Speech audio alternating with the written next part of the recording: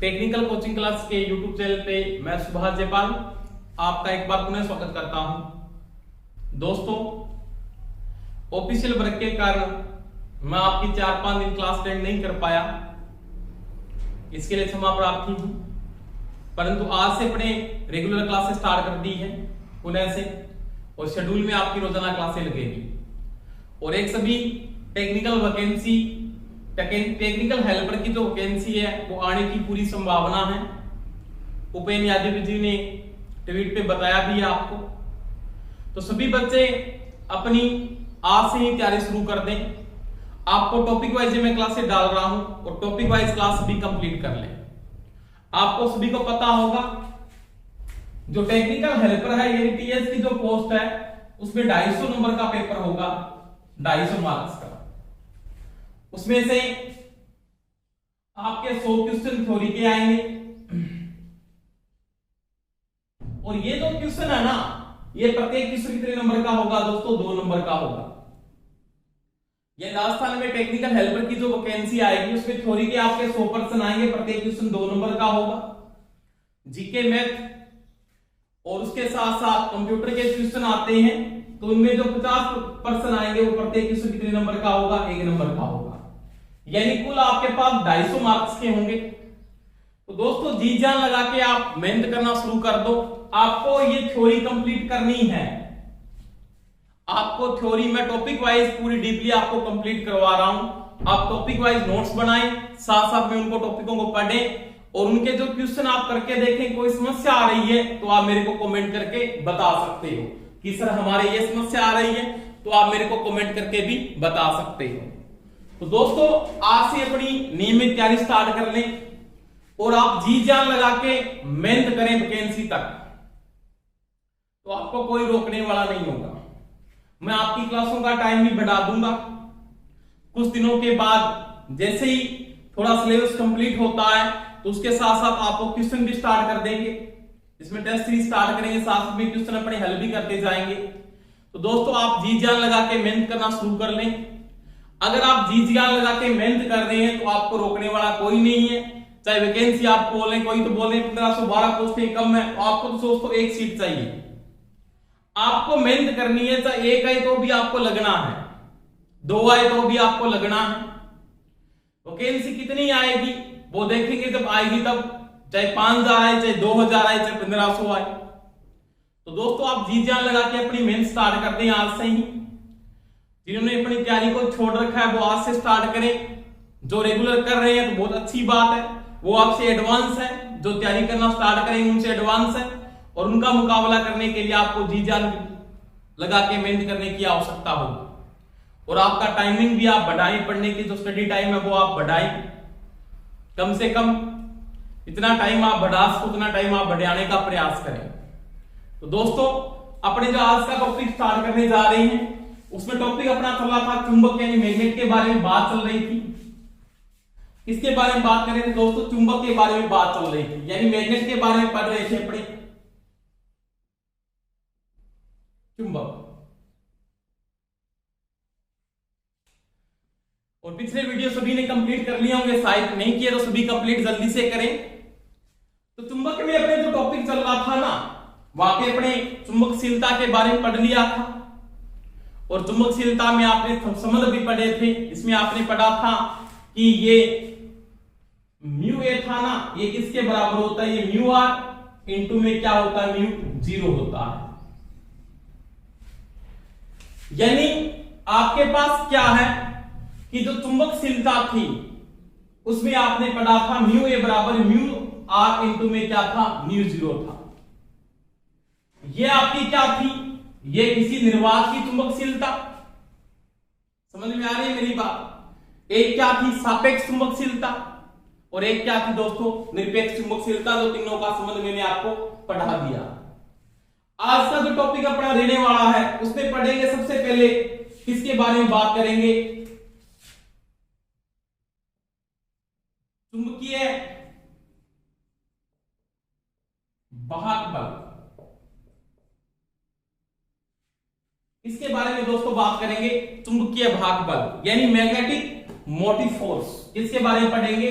Magnetic motive force, इसे अपने MM कहते हैं, शॉर्टकट में क्या बोलते हैं, एम एफ।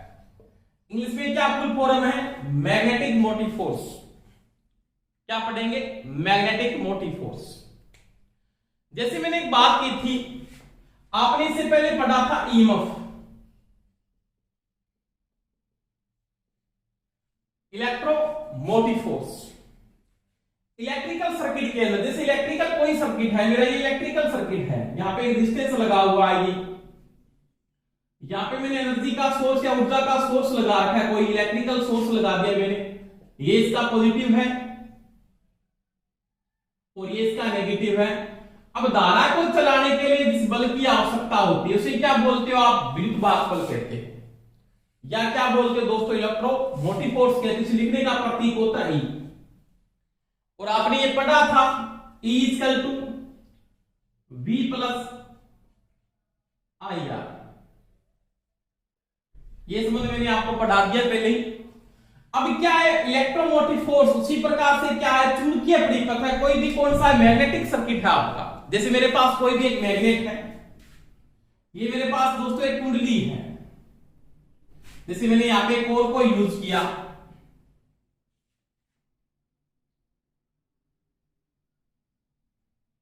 इसके ऊपर मैंने यहां पे कॉइल को लपेट दिया ऐसे, इस प्रकार से,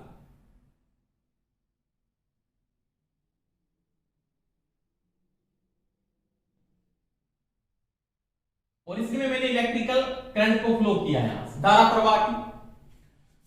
जैसे मैंने धारा प्रवाह की तो यहां पे क्या बने, दो पोल बने, तो N बनेगा, एक क्या बनेगा, S बनेगा। अब देखो धारा बनी तो चुंबकीय बलरेखाएं ये चल रही है, चुंबकीय बलरेखाएं कैसे चलती है दोस्तों, पता आपको, N से S की ओर ऐसे चल रही है, N से S की ओर ऐसे चलती है, N से S की ओर। अब ये बलरेखाएं जब N से S की ओर ऐसे चल रही है ना, तो चुंबकीय बलरेखाओं को चलाने के लिए, चुंबकीय बलरेखाओं को चलाने के लिए जिस बल की आवश्यकता होगी, जिस प्रकार से इलेक्ट्रिकल सर्किट के अंदर धारा को चलाने के लिए इस बल की आवश्यकता होती है, उसे आप क्या बोलते हो, इलेक्ट्रोमोटिव फोर्स या विद्युत वाहक बल कहते हैं। उसी प्रकार से एक चुंबकीय परिपथ के अंदर, एक मैग्नेटिक सर्किट के अंदर किसको चलाने के लिए, इन बलरेखाओं को चलाने के लिए जिस फोर्स की आवश्यकता है, इसकी आवश्यकता एक बल लगाएंगे, इसको अपने क्या बोलते हैं, एमएम, यानी मैग्नेटिक मोटिव फोर्स। से लिखने का प्रतीक होता है दोस्तों एफएम, मैग्नेटिक मोटिव फोर्स। अब इन चुंबकीय बलरेखाओं को चलाने के लिए जिस बल की आवश्यकता होती है उसे क्या बोलते हैं, विद्युत वाहक बल या इलेक्ट्रोमोटिव फोर्स कहते हैं। इसे लिखने का प्रतीक एफएम है और एफएम बराबर होता है एन इंटू आई, एन इंटू आई। अब देखो यहां पे एन क्या है, एन कुंडली में टर्नों की संख्या, एन यहां पे क्या है, कुंडली यानी कॉइल में बर्तनों की संख्या, बर्तनों की संख्या यानी टर्नों की संख्या बोल सकता है, फेरों की संख्या बोल सकता है, एक ही बात है। किसकी बात बोल सकते हैं इनको, फेरों की संख्या, फेरे, लेट आएंगे ना, लेट ले लूंगा पर तो पढ़ना शुरू कर दो। फेरों की संख्या या बर्तनों की संख्या, यानी टर्न यानी घूम रहा है, एक ही बात है ना। एन क्या है, टर्नों की संख्या, आई क्या, प्रवाह धारा, प्रवाह धारा किसमें आएगी, एम्पियर में आएगी, करंट एम्पियर में आता। तो देखो एक इलेक्ट्रिकल सर्किट में धारा को चलाने के लिए जिस बल की आवश्यकता होती है उसे क्या बोलते हैं, विद्युत वाहक बल। उसी प्रकार से चुंबकीय परिपथों में, इसमें मैग्नेटिक सर्किट के अंदर चुंबकीय बलरेखाओं को चलाने के लिए, चुंबकीय बलरेखाएं क्या है, चुंबकीय फ्लक्स है, क्या है, फ्लक्स है ना, उनको चलाने के लिए जिस बल की आवश्यकता होती है उसे क्या बोलते हो, चुंबकीय वाहक बल या मैग्नेटिक मोटिव फोर्स। इसे लिखने का प्रतीक क्या है दोस्तों, इसे लिखने का जो प्रतीक है ना, लिखने का प्रतीक क्या है, तो प्रतीक तो क्या है, एफएम है, क्या है, एफ, एमएफ नहीं है। लिखने का प्रतीक Fm है। मैग्नेटिक फोर्स क्या बनेगी? Magnetic force.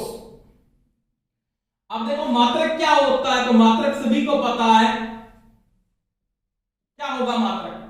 टर्नों का मात्रक क्या होता है? टर्न ही होता है। तो क्या होता है? धारा का मात्रक एम्पियर, तो मात्रक होता है एम्पियर टर्न। क्या होता है? एम्पियर। समझ में आई दोस्तों मेरी बात?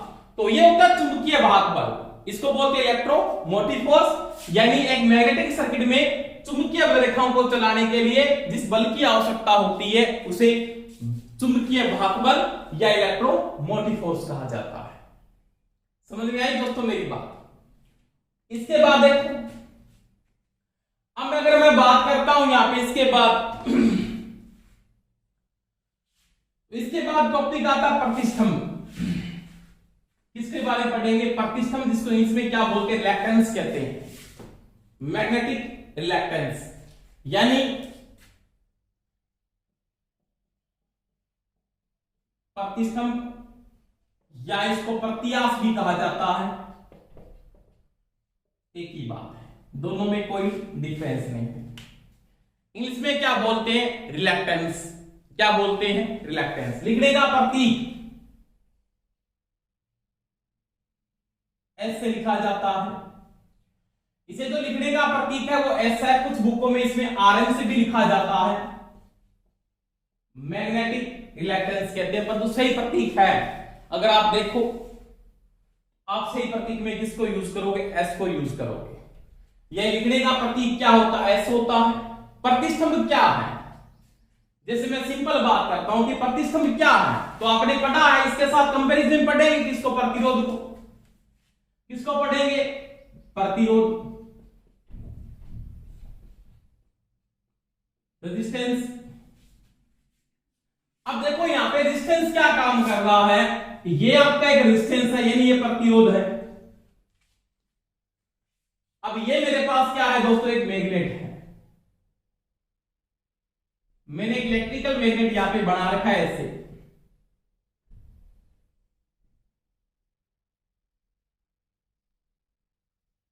ये मेरा एक मैग्नेट है, इसमें दो पोल, एक एन पोल है और एक यहां पे कौन सा पोल है? एस पोल है।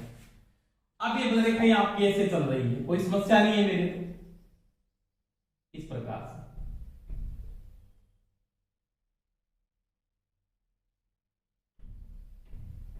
इधर भी ऐसे चल रही है, घूम रही है बल रेखा आपकी ऐसे, एन से एस की ओर। अब देखो इस सर्किट में आप अगर देखते हो यहां पे मैंने जैसे इसमें इलेक्ट्रिकल करंट को फ्लो किया और इसमें भी मैंने इलेक्ट्रिकल करंट को क्या किया दोस्तों? फ्लो किया। मैंने एनर्जी का सोर्स लगा दिया, मैंने ऊर्जा का सोर्स यहां पे भी लगा दिया और मैंने यहां पे भी लगा दिया। मान लिया यहां पे 6 वोल्टेज की सप्लाई है और मान लिया यहां पे भी 6 वोल्टेज की सप्लाई। अब देखो, अब क्या होता है कि जब धारा चलती है तो जैसे धारा का प्रवाह होता है, धारा के प्रवाह में जो बाधा पैदा करता है, यानी क्या बोलेंगे? धारा प्रवाह में बाधा उत्पन्न जो करता है उसको क्या बोलते हैं दोस्तों? उसको प्रतिरोधी कहा जाता है। क्या बोलते हैं? रेजिस्टेंस कहते हैं। इलेक्ट्रिकल सर्किट के अंदर धारा के प्रवाह में जो बाधा उत्पन्न करता है उसको क्या बोलते हैं? प्रतिरोध, या क्या बोलते हैं इंग्लिश में? रेजिस्टेंस कहा जाता है। इसे लिखने का प्रतीक क्या था? आर था। मात्रक क्या होता है? ओम होता है। समझ में आई बात? उसी प्रकार से क्या बोलता है? चुंबकीय परिपथों में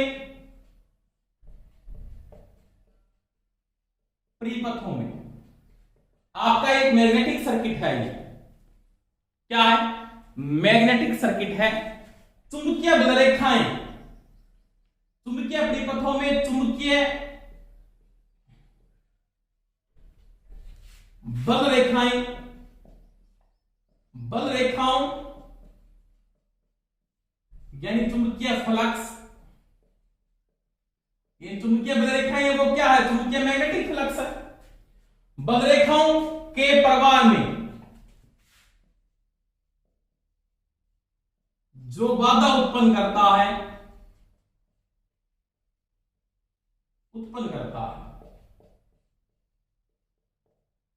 उसे क्या बोलते हैं? उसे प्रतिस्तंभ या प्रतियास कहा जाता है। उसे प्रतिस्तंभ कहते हैं।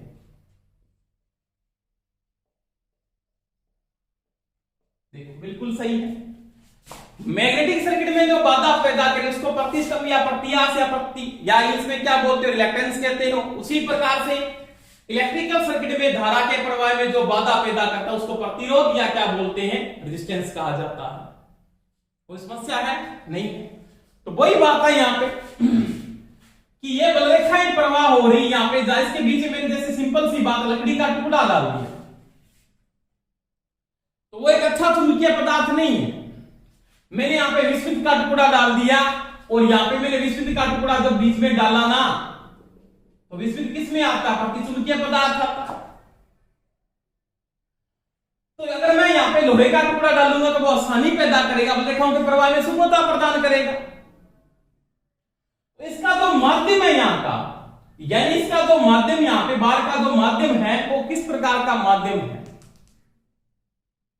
जैसे मैं सिंपल सी बात कहता हूं, अगर आपको कोई ये पूछ लेता है, जो आपके पास सारी की सारी मशीनें हैं, इलेक्ट्रिकल मशीनें हैं, चाहे वो डीसी की मोटरें हैं, चाहे वो एसी की मोटरें हैं, चाहे डीसी का जनरेटर है, चाहे एसी का जनरेटर है या अल्टरनेटर, एक ही बात, उनकी जो बॉडी है, बॉडी यानी काय, क्या बोलेंगे? काय, बॉडी, योग, एक ही बात है। उनकी बॉडी किससे बनाई जाती है? यानी उनकी बॉडी किससे बनती है? तो आप बोलते हो कास्ट आयरन यानी ढलवा लोहा होता है। क्यों बनाते हैं? क्योंकि ढलवे लोहे का प्रतिस्तंभ का मान क्या होता है दोस्तों? नीमन होता है। यानी बॉडी उन पदार्थों की बनेगी जिनमें प्रतिस्तंभ का यानी चुंबकीय बलरेखाओं के प्रवाह में वो विरोध क्या करे? बिल्कुल कम करे, उनको आसानी प्रदान करे। जिस सिंपल मैं बात करता हूं, धारा के प्रवाह में सुगमता प्रदान करता है उसको चालकता कहते हैं ना। आगे बात करेंगे इसके अंदर। देखो अच्छा चालक है उसमें प्रतिरोध का मान क्या होगा? कम होगा। और अच्छा चुंबकीय चालक है, मैग्नेटिक चालक है, ये चुंबकीय बलरेखाओं को आसानी से लेके जा सकता है, वो क्या होगा? उसमें प्रतिस्तंभ का मान क्या होगा? नीमन होगा। इन सभी चीजों का जो ये है ना, ये चीजें, इनका नीमन प्रतिस्तंभ होना चाहिए। ये चीज का ध्यान रखना दोस्तों, प्रतिस्तंभ का मान नीमन होना चाहिए। यानी चुंबकीय बलरेखाओं के प्रवाह में सुगमता प्रदान करे, उनका विरोध न करे। अगर ये रुकावट पैदा करेंगे तो ये अपनी बलरेखाएं अपना इसके अंदर से नहीं गुजर पा रही, मान लिया, तो ये इससे दूर हटके जाएगी। इनके प्रवाह में क्या या ऊपर से निकल जाएगी क्या? बीच, क्योंकि वो रास्ता हमेशा पूर्ण करती है, उनको कहीं से गुजरना पड़ जाए। जैसे पिछड़ के चली जाएगी यहां से, ऐसे तो होगी, मान लिया बीच में कोई रुकावट डाल रहा है। वही बात है यहां पे, यानी काय या बॉडी या योग आप बनाते हो तो उनमें क्या होता है दोस्तों? उनमें प्रतिस्तंभ का मान क्या होना चाहिए? नीमन होना चाहिए। जैसे आप लोहे या कास्ट आयरन से बनाते हो बॉडी, उसका रीजन क्या है? उनमें प्रतिस्तंभ का मान क्या होता है? नीमन होता है। और परमियंस का मान क्या होता है? उच्च होता है। परमियंस की बात करेंगे इसके बाद में। तो ये क्या है? चुंबकीय परिपथों के अंदर चुंबकीय बलरेखा यानी चुंबकीय फ्लक्स है जो, उनके प्रवाह में जो बाधा उत्पन्न करता है उसको क्या बोलते हैं? प्रतिस्तंभ या प्रतियास कहा जाता है। इसमें क्या बोलते हैं? रिलक्टेंस कहते हैं। क्या कहते हैं दोस्तों? रिलक्टेंस। समझ में आई मेरी बात? अब देखो, आपने पढ़ा था R इक्वल टू, R बराबर क्या होता है? R बराबर आपने पढ़ रखा है V बटा में I, यही होता है। अब देखो यहां पे क्या है कि प्रतिस्तंभ बराबर क्या होता है? ये प्रतिस्तंभ किसके बराबर है? ये S बराबर क्या होगा? तो S बराबर होता है दोस्तों Fm बटा में, Fm बटा में। ये मैग्नेटिक फोर्स है, करंट का काम कौन कर रहा है? तो वो कर रहा फ्लक्स यानी फाई। यानी प्रतिस्तंभ के बराबर क्या होता है? Fm बटा में क्या होता है? फाई होता है। इसको मैं ये भी लिख सकता हूं, S बराबर क्या, Fm बराबर क्या होगा? Ni बटा में क्या लिख सकता हूं? फाई। क्या लिख सकता हूं 5।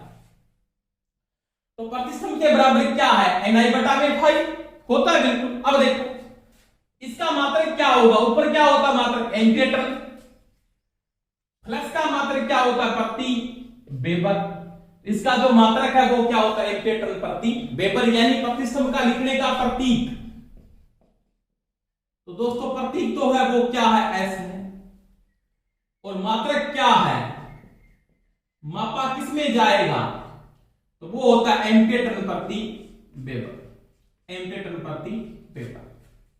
समझ में आई दोस्तों मेरी बात। एक बार इस क्वेश्चन को ऐसे दे दिया था उसने, इसी क्वेश्चन को किस प्रकार से दिया था वो देखो, आपको फ्लक्स नहीं दिया था, आपने पढ़ा है एक और चीज पढ़ी थी, बी पढ़ा था, बी बराबर होता 5 बटा में ए। ये क्या है फ्लक्स घनत्व, किस में आएगा, तो आपने पढ़ा था वेबर प्रति मीटर स्क्वायर, या क्या होता है टेस्ला, क्या होता है दोस्तों टेस्ला। अब देखो अगर मैं लिखूं यहां पे फाई इक्वल टू क्या होता है, तो वो होता है बी इंटू क्या होता है ए, बी इंटू ए होता है। अब देखो अगर वो वहां पे इसको यूज करता है तो एस बराबर वो ये भी लिख सकता है क्या एन आई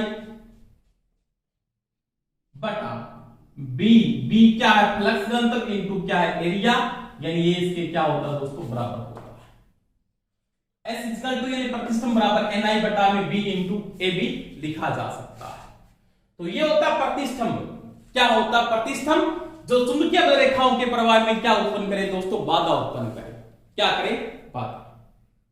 समझ में आ रही है मेरी बात। अब देखो अगर प्रतिष्ठम अगर अपने को श्रेणी क्रम में पूछ लेता है कि श्रेणी संयोजन में प्रतिष्ठम की टोटल वैल्यू किसके बराबर होती है, कि श्रेणी क्रम में अगर प्रतिष्ठम है, सीरीज में प्रतिष्ठम का मान क्या होगा बढ़ेगा, समांतर क्रम में प्रतिष्ठम का मान क्या होता है कम होता है, वो पढ़ा, सिंपल सी बात होगी।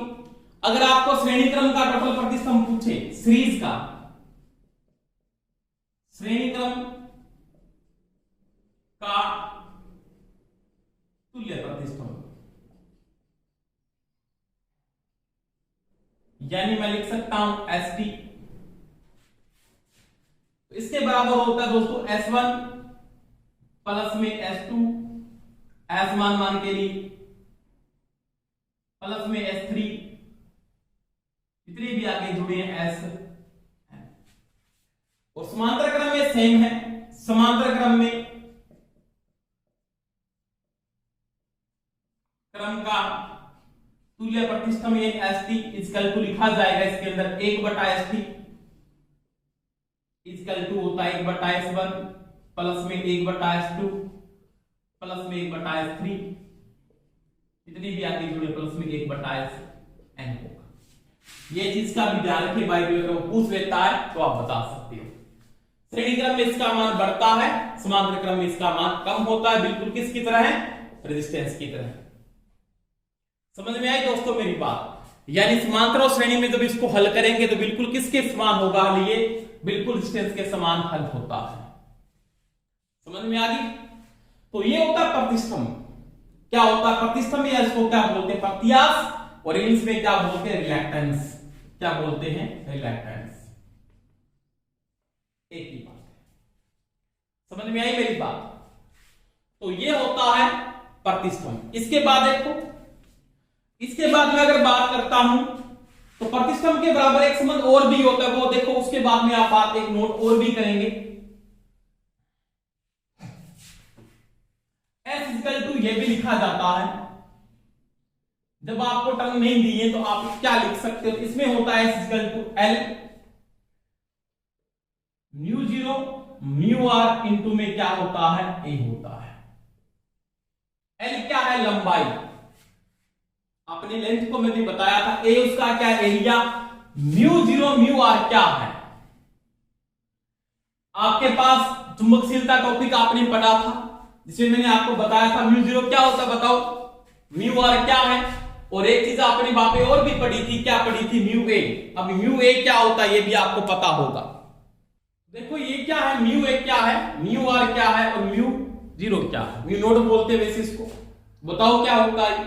तो ये मैंने आपको समझाया था, म्यू नोड है वो तो क्या है, ये है मुक्त अंतराल की चुंबकशीलता या निर्वात की चुंबकशीलता, मुक्त अंतराल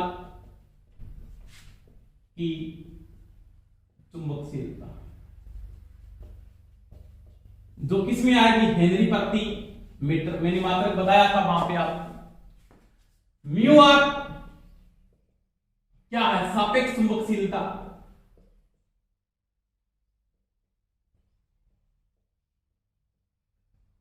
मात्रक नहीं होता। और म्यू ए क्या है, निरपेक्ष चुंबकशीलता, निरपेक्ष चुंबकशीलता। ये भी किसमें आती है, ये आती है हेनरी प्रति मीटर में, इसका मात्रक नहीं होता, ये चीज का ध्यान रख लेना। अब इन तीनों का जो संबंध था वो मैंने वहां पे बताया था, मैंने लिखा था म्यू ए बराबर होता है म्यू जीरो इंटू में म्यू आर। निरपेक्ष चुंबकशीलता इन दोनों का क्या होता है, गुणनफल होता है। तो ये भी इसके क्या है, बराबर है। और ये मैंने आपको वहां पे ये भी बताया था, म्यू ए क्या है, तो ये बी बटा एच का अनुपात है, बी बटा एच का अनुपात है। और आपने पढ़ा भी था कि बी क्या है और एच क्या है। अब देख, अब इसको मैं ये भी लिख सकता हूं, तो प्रतिष्ठम बराबर मैं ये भी लिख सकता हूं एल बटा इन दोनों की जगह म्यू ए इंटू में क्या लिख सकता हूं, ए लिख सकता हूं। तो ये भी इसके क्या होता है दोस्तों, बराबर होता है। तो ये चीज का ध्यान रख लेना थोड़ा सा कि प्रतिष्ठम किसके बराबर है, एफएम बटा फाई या एनआई बटा phi, L mu A into A हो सकता है, एस बराबर L mu zero mu R into में ए हो सकता है। इन दोनों ऑप्शन दे सकता है आपको, ऑप्शन में वो आपको ये भी डाल के दे सकता है, ऑप्शन में आपको वो ये भी दे सकता है, ऑप्शन में आपको वो ये भी दे सकता है, और ऑप्शन में आपको वो ये भी दे सकता है। तो कोई समस्या नहीं हुई थी आपकी, समझ में आई मेरी बात। अब देखो, अगर इसको वो यहां पे यूज करता है तो इसके अंदर वो ये भी लिख सकता है, प्रतिष्ठम बराबर एस एल इस म्यू ए को हटा के बी बटा एच इंटू में क्या है, ए, एच ऊपर चला जाएगा, बाद में एक कंडीशन भी आपको हल करके वो दे सकता है। ये चीज का भी ध्यान रख लेना, समझ में आई मेरी बात, तो रट्टे नहीं मारने, समझनी है बातों को। तो दोस्तों प्रतिष्ठम के बराबर ये कंडीशन भी आपको वो दे सकता है, ये भी दे सकता है, ये भी दे सकता है, ये भी दे सकता है, ये भी दे सकता है। कहां से रटोगे, समझ में आ रही है मेरी बात। तो ये होता है प्रतिष्ठम, या इसको बोलते हैं प्रतिआस। क्या बोलते हैं दोस्तों, प्रतिआस, या इसको क्या बोलते हैं, प्रतिष्ठम कहते हैं। अब देखो, इसके बाद बात आती है इसकी परमियंस, इसकी बात करेंगे परमियंस।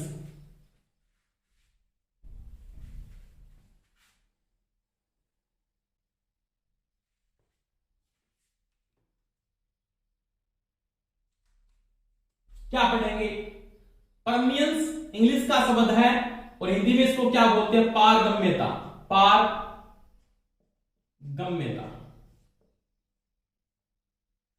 इंग्लिश में क्या बोलते हैं, या इसको परमियंस कहा जाता है, परमियंस, एक ही बात है। अब देखो दोस्तों, आपने पढ़ा है, क्या पढ़ा है, आपने पढ़ा संवाहकता,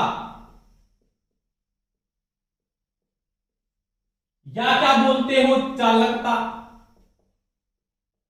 एक ही बात है ना, एक ही बात है। वैद्युतिक परिपथों में धारा के प्रवाह में जो सुगमता प्रदान करे, यानी वैद्युतिक परिपथों में, वैद्युतिक परिपथ में धारा प्रवाह में सुगमता प्रदान करे, उसे क्या बोलते हैं, संवाहकता या चालकता कहते हैं। उसी प्रकार चुंबकीय परिपथों में, मैग्नेटिक सर्किट के अंदर उसी प्रकार से चुंबकीय परिपथ, यानी मैग्नेटिक सर्किट आप यूज कर रहे हो, तो चुंबकीय परिपथों में, चुंबकीय परिपथों में चुंबकीय बल रेखाओं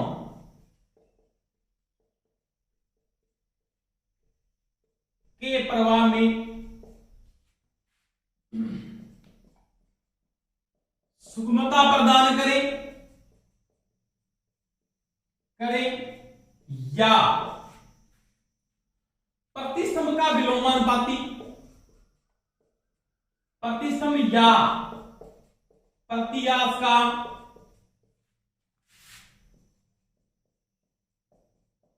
विलोमानुपाती क्या कहलाता है? पारगम्यता या क्या कहलाता है? परमियंस कहलाता है। अभी मैंने बात की थी कि जो बॉडी बनती है या योग बनता है, क्या बनता है दोस्तों? योग या बॉडी का मैं क्या करता हूं? निर्माण करता हूं कि मेरे पास योग काय बॉडी जो बनाते हो आप, उनमें परमियंस का मान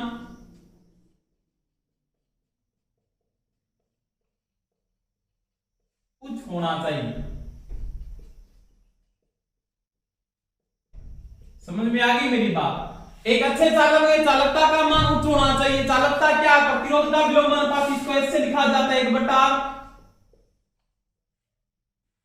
प्रतिरोध का विलोमानुपाती है ये। उसी प्रकार से मैग्नेटिक सर्किट में चुंबकीय रेखाओं के प्रवाह में आसानी से कौन लेके जाएगा? जो अच्छा चालक है। अच्छा चालक किसका? चुंबकीय रेखाओं का अच्छा चालक है।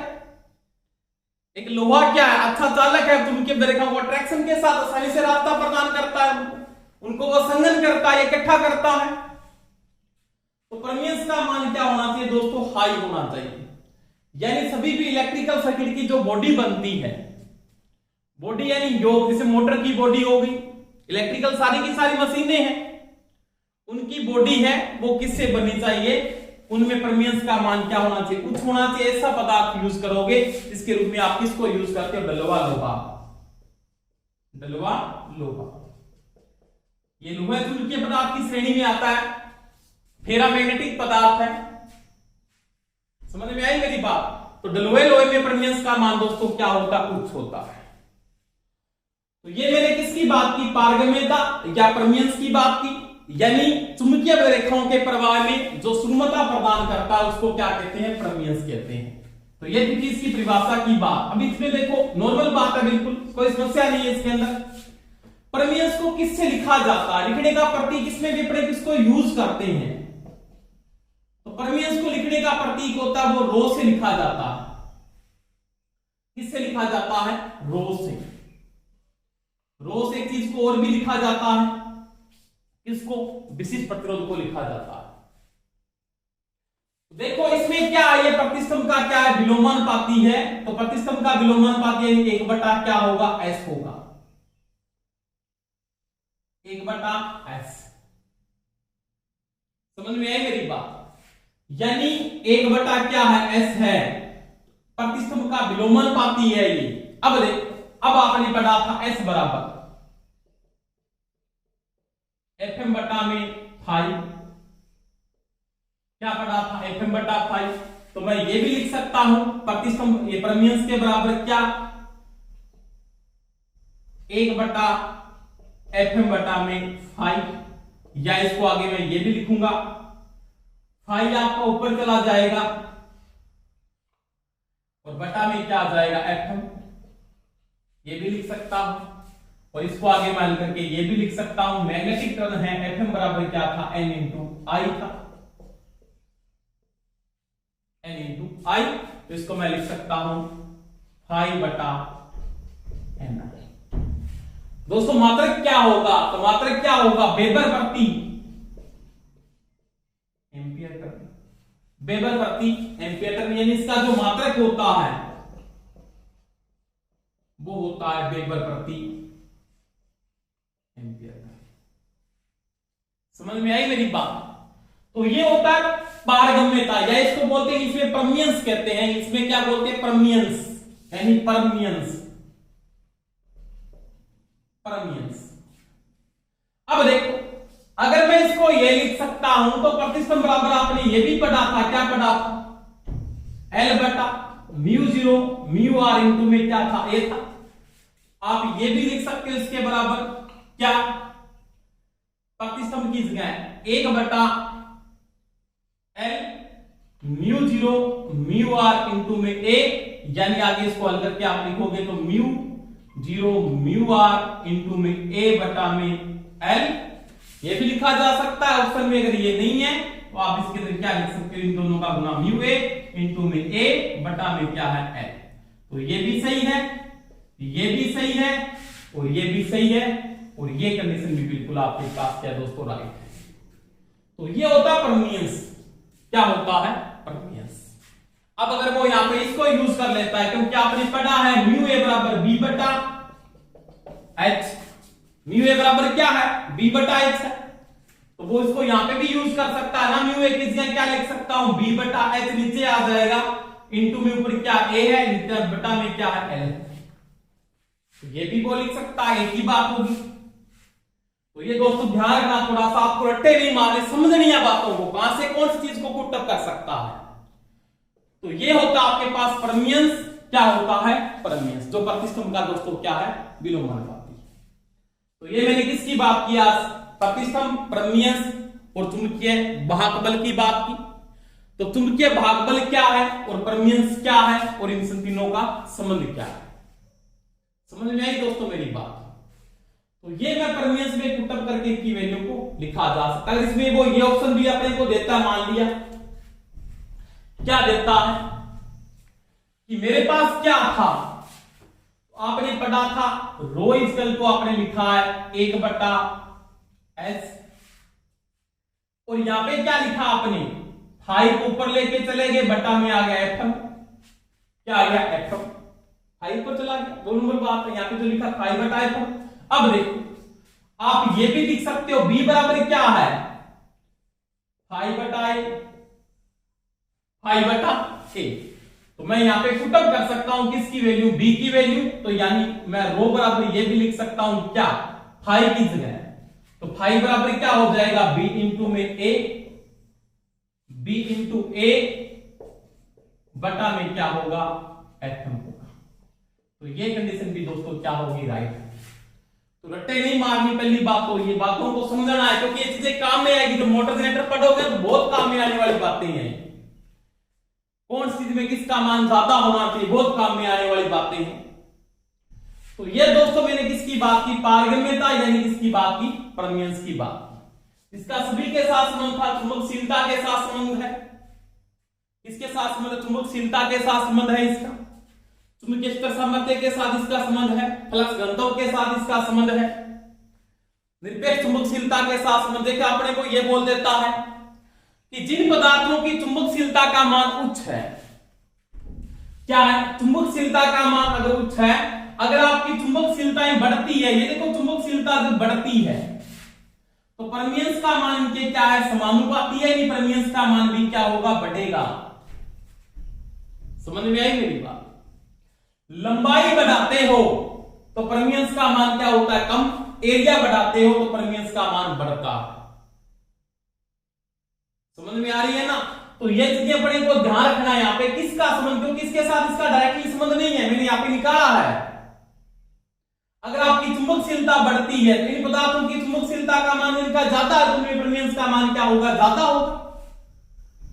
लोहे चुंबकीय पदार्थों की श्रेणी में जो पदार्थ आते हैं उनकी चुंबकशीलता का मान 50 से 2000 के बीच होता है। जिनकी चुंबकशीलता का मान ज्यादा होगा उनका परमियंस क्या होगा, ज्यादा होगा। जिनका कम है उनमें परमियंस का मान क्या है, कम है।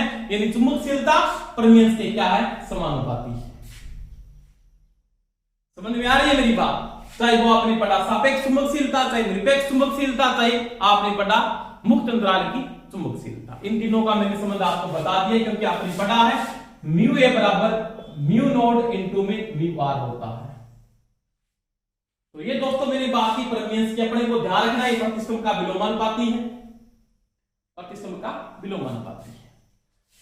तो ये दोस्तों टॉपिक आप कंप्लीट करेंगे। कोई समस्या इसके क्वेश्चन करके देख लेना, कोई समस्या है तो मेरे को आप बता सकते हो। सभी को क्लास अगर अच्छी लगती है तो सभी लाइक जरूर किए और शेयर भी किया करो, ताकि सभी स्टूडेंटों को फायदा मिले। और जिन्होंने चैनल को सब्सक्राइब नहीं किया है वो सभी चैनल को सब्सक्राइब कर लें। और दोस्तों सभी नियमित क्लासें लगानी शुरू कर लो। मैं आपकी नियमित क्लासें डालूंगा अब से, क्योंकि 2 दिन पहले 3-4 दिन डिस्टर्ब रही थी क्लास, वो किसी कारणवश ऑफिस वर्क ज्यादा था, उसके कारण मैं आपकी क्लास को अटेंड नहीं कर पाया था। तो अब से आपकी नियमित क्लासें रहेगी और नियमित सभी पढ़े। Thank you, best of luck, जय हिंद।